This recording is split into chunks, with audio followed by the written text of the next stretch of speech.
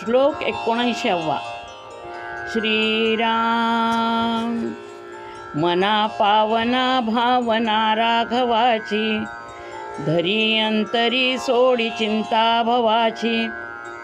भवाची जीवा मानवा भूली ठेली, नसे वस्तूची धारणा व्यर्थ गेली. श्रीराम. समर्थांनी मनाच्या श्लोकामध्ये मनाला खूप उपमा दिलेल्या आहेत. बऱ्याचशा श्लोकांमध्ये त्यांनी मनाला सज्जना असं म्हटलं आहे. यातला विचार असा आहे की मन जर चांगलंच असतं तर त्यानं रामाशिवाय कशाचाही विचार केला नसता. ते तसं नाही म्हणून गोंजारून त्याला पुन्हा पुन्हा सांगायची वेळ येते. इथं ते मनाला पावना असं संबोधतायत. पावना म्हणजे पवित्र, शुद्ध. माणूस हा अज्ञानी असतो. या अज्ञानामुळं बऱ्याचदा तो चुकीचं आणि अविवेकानं वागतो. अशा वेळी प्रभू रामचंद्र यांच्याविषयी त्याची भावना आदराची, आपुलकीची असते. प्रभू रामचंद्रांबद्दल अतिशय जवळीक त्याला वाटत असली तरी त्या प्रेमानं विषयाविषयींचं प्रेम वाढून चित्त मलिन होत नाही.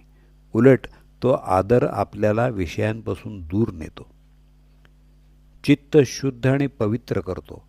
म्हणून समर्थ म्हणतात, हे मना, अंतरंगामध्ये नेहमी प्रभू रामचंद्रांविषयी भक्तिभावनाच दृढ राहील असं पहा.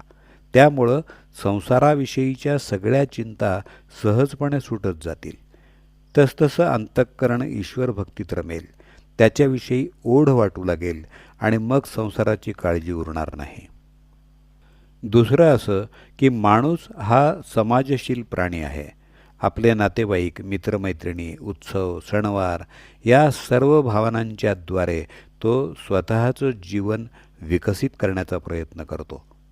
पण जो तो या नातेसंबंधांमध्ये अडकतो तो त्याच्या मनाला असणारी संसाराची चिंता वाढत जाते. मग रामाविषयी प्रेमभाव अंतरंगात धारण केला तर चिंता उरणार नाही.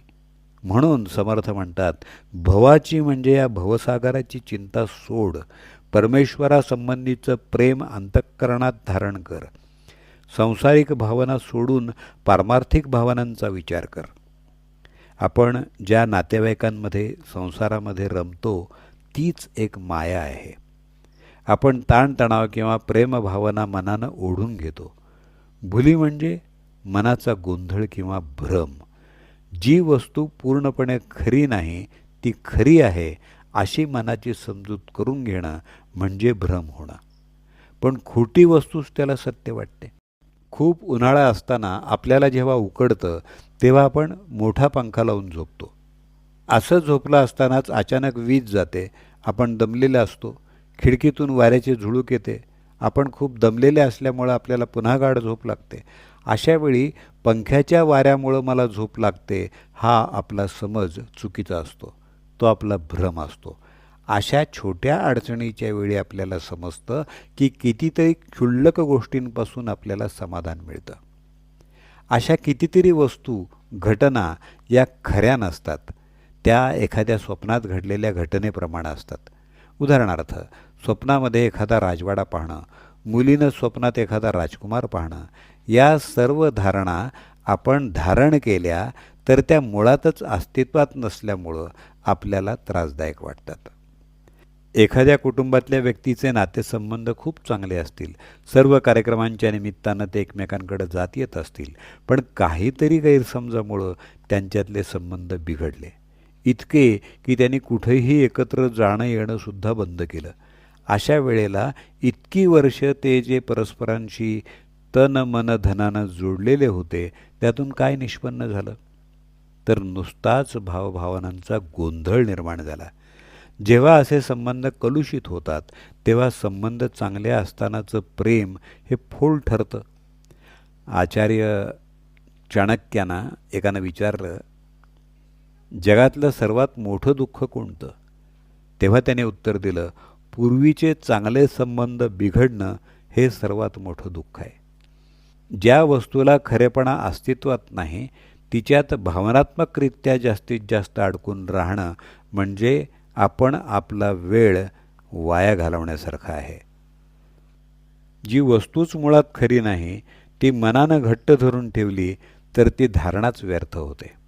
कारण हा संसार आज नाही तर उद्या आपल्या हातातून निसटणारा आहे.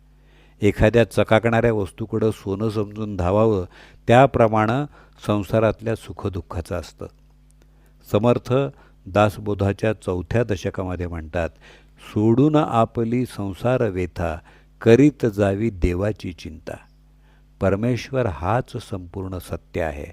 त्याला मनानं घट्ट धरून ठेवावं. ही ईश्वराविषयीची धारणा मनाला पावन करते, निर्दोष बनवते. म्हणून समर्थ म्हणतात, ईश्वराविषयी भक्तिभाव बाळगा.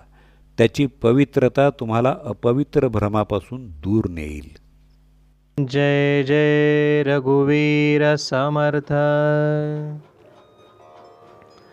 मना पावना भावना राघवाची, धरी अंतरी सोडी चिंता भवाची. भवाची जीवा मानवा बोली ठेली, नसे वस्तूची धारणा व्यर्थ गेली. श्रीराम